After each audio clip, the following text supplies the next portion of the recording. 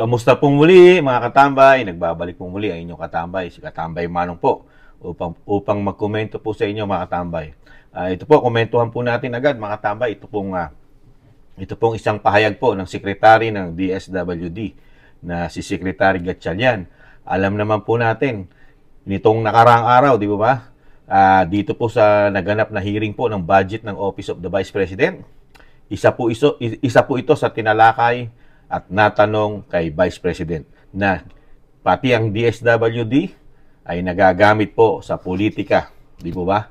Ang sabi ng Vice President, pagka hindi kaalyado, napakahirap bigyan ng tulong, di po ba? Ng DSWD. Ngayon po, pumutak po. Pumutak at talaga ipinagtatanggol po ang ahensya po ng DSWD ng secretary po na si Gatchalian, Rex Gatchalian. Pakinggan po natin ang balita mga katambay at komentuhan natin. Sinagot ng DSWD ang pahayag ni Vice Presidente Sara Duterte na pinopolitika umano ang pag-endorso ng opisina niya sa mga humihingi ng ayuda. Ito po yung programa para sa mga humihingi ng pampagamot, pampalibing at iba pang tulong. Nakatutok si Tina Pangiliban Perez. Special mention kahapon ni Vice President Sara Duterte ang AICS o Assistance to Individuals in Crisis Situations ng DSWD. Ito'y nang magbigay siya ng halimbawa ng mga pondong napupolitika umano nang humarap sa pagdinig ng budget ng OVP sa Senado kahapon. Kadalasan po nasagot sa amin ay hindi pwede dahil galing yan sa Office of the Vice President at kalaban yan. Kaya sabi ni DSWD Secretary Rex Gatchalian, makikipag-ugnayan sila sa OVP para maimbestigahan ang issue. Right now, ang gagawin namin is to get in touch with her office to get the full details para maimbestigahan namin kung talagang kung may infraction na nagawa ang aming tao. Base sa website ng DSWD, ang AICS ay isang social welfare service na nagbibigay ng tulong medikal, pampalibing, transportasyon, edukasyon, pagkain o tulong pinansyal para sa pangangailangan ng isang tao o pamilya. Whether may referral, walang referral, basta nangangailangan at tumungtong sa aming tanggapan, tutulungan natin yun. Kanina humarap ang DSWD sa pagdinig sa Kamara para sa mahigit 229 billion pesos nila sa susunod na taon. Iniulat ng DSWD na sa 4-piece program, nabayaran na nila ng 5 billion pesos ang mga benepisaryong maling natanggal sa listahan. At hinahanap daw nila. Ano po mga tambay, narinig po natin. Talagang nilinis po ang ahensya. Siyempre po, pumutak ang Secretary Gatchalian ng DSWD. At narinig po natin, nagpaliwanag po, di po ba? Na ang DSWD, kahit sino, mangailangan ay tutulungan po nila. Paano po yung sinabi ni VP Sara? Lumalapit at may nilalapit na tulong ang Office of the Vice President, di ba? Ano po ang sabi ng vice? Natatanggihan, napupolitika. Sino po ang paniniwalaan natin mga katambay? Ang DSWD sa pamumuno po ng Secretary Gatchalian o mismo ang nakaranas ng pamumulitika ang Office of the Vice President? Di po mga katambay? Nakita nyo po, ang mainstream media nakatutok agad sa mga pinapangalan na ahensya na kasama po sa pamumulitika sa opisina ng Office of the Vice President. Tinututukan nila, di ba? Pero yung issue po sa Commander-in-Chief, hindi man lang kailanman hindi nila tinututukan, di ba? Yung mga paratang, bintang, ebidensya ni Cathy Binag, di ba? Wala. Natatabunan na po. Tinatabunan na po ng mga kung ano-anong issue. Nakatutok po sila sa Duterte. Nakakalungkot lang po. Pero yung mga kababayan natin, di ba? Naiipit sa Sigalot, sa Lebanon. Ang bagal ng tugon ng pamahalaan, mga katambay. Ito, ibalik po natin, mga katambay. Tingnan nyo nga po.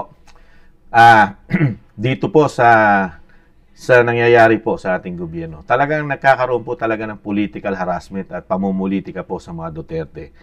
For example, mga katambay, ito po, katulad po nitong sinasabi na itong AICS, yung assistance to individual crisis situation. Ito pong isang ahensya na ito na hawak po ng DSWD.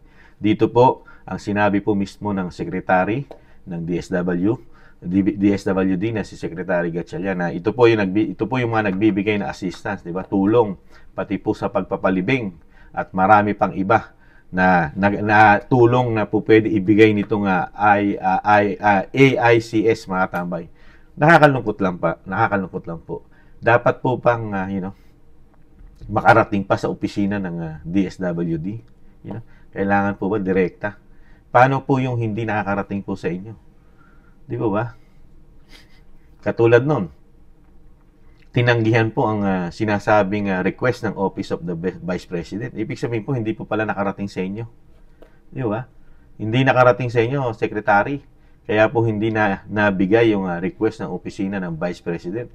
Lalo yung mga programa na makakatulong po sana sa ating mga kababayang mahihirap. Di ba? Nakakalungkot lang. Tapos, pati po ang budget ng Office of the Vice President, gusto nilang siruhin. Halos ayaw mong bigyan at lahat po ng proyekto ng Office of the Vice President talagang pinupolitika. May panghaharas. Bino mo yung mga proyekto na hindi naman ganun kalaki. Di ba? Katulad ng ipamimigay ng mga bags sa mga bata, may kasama mga libro, gamit. Di ba? May mga pang-school supply na yon sa bag. Pinupolitika pa rin, mga tambay. Pati yung libro na gustong ipamahagi nasa halagang 10 milyon, mga tambay. Pero milyon ang mabibigyan mga kabataan, mga bata, pati mga bag na pipopondohan ang opisina ng Vice President. Pero kinu-question nila. Pero yung pondo ng DSWD, mga tambay, 229 mahigit billion sa loob ng 12 buwan. Diba? Ito po wala na po itong Yung DSWD, ang pera po ng taxpayer dito, talagang patapon, talagang puro po ito. Kumbaga lustay po yan. Dire-diretso na po yan. Wala na pong balik yan. Talagang yung pera na yan, talagang pamamahagi mo po yan. Pamamahagi. Kaya nga lang, hindi natin malaman kung paano nila ipamahagi. Wala po kayang corruption ito. Ang DSWD, wala kayang corruption sa mga binibigay po na pamamahagi. Ayuda, na napakaraming ayuda. At talaga naman napupolitika, mga tambay. Bakit nyo, kahit po kayo tanungin, mga katambay, sino po ba ang laging kasama ng DSWD sa mga sinasabing pagtugon? Di ba? Sino laging kasama ng DSWD? Di po ba yung pumupwesto, yung sinasabi nila na malaki ang posibilidad na tumakbo bilang presidente sa 2028? Di ba? Di ba yung pinsan na speaker, siya lagi na pagkikita, pati mga litrato nila, kilalaking mga tarpaulin, di ba? Sa mga pinupuntahan ng DSWD, nahandun lagi ang speaker. Siya lagi ang nakapront, di ba? Parang siya ang presidente, di ba? Saka isa pa, hindi rin naman trabaho ng speaker yun. Trabaho ng executive yun, di ba? Legislative siya. Pero, siya lagi ang nakapront sa lahat. Yung sinasabing serbisyo pair, hindi siya lagi nawawala ron. Pamimigay ng ayuda, nandun siya lagi, di ba? Sa mga probinsyang pinupuntahan. Kaya ang taong bayan, katulad ni Kamanong, komento ni Kamanong, hindi basta-basta maniniwala, mga tambay, na hindi napupolitika yung number 1 sa survey. Katulad ng Office of the Vice President, na si Vice President Sara Duterte, ang laging nangunguna kahit ito'y pinupolitika at talagang may harassment pa sa kanya. Political harassment, pero siya pa rin ang lagi nangunguna sa lahat ng survey, sa lahat ng nanunungkulang matataas na posisyon sa ating bansa. Di ba? Hindi nyo napapansin?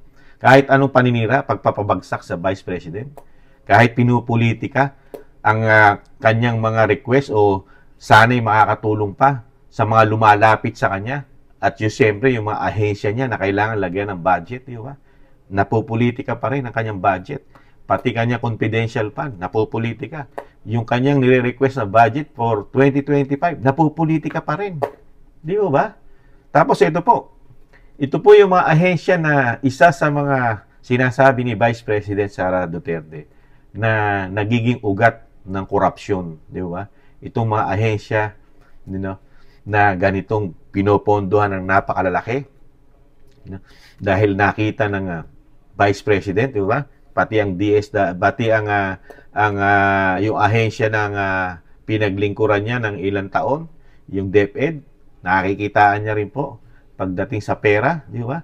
At yung mga programa na talagang nagiging ugat po ng korupsyon. Kaya po ito, magpuputakan po ito, mga katambay. Yan, nagpuputakan po. Pag merong sinabi ang Vice President sa mga department ng gobyerno na sa nakita niya, na experience niya na pagpapatakbo nito, di ba? Antimano, parang mga manok. Di ba? Parang manok, antimano, cambio, putak, para agad ng itlog. Kasi parang tinamaan, mga katabay, tinatamaan.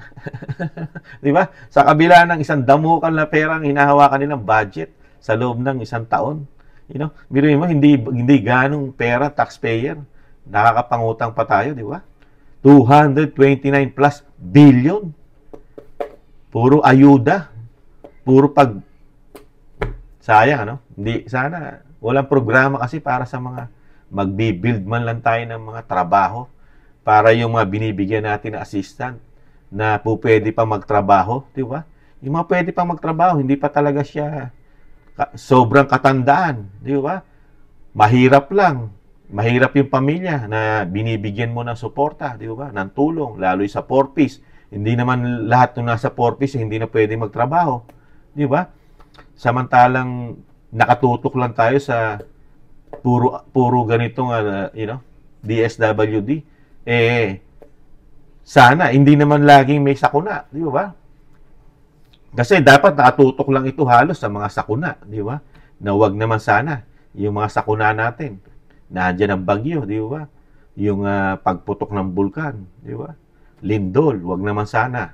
Diyan mo dapat itututok halos ang DSWD, di po ba? Komento ni Kamanong.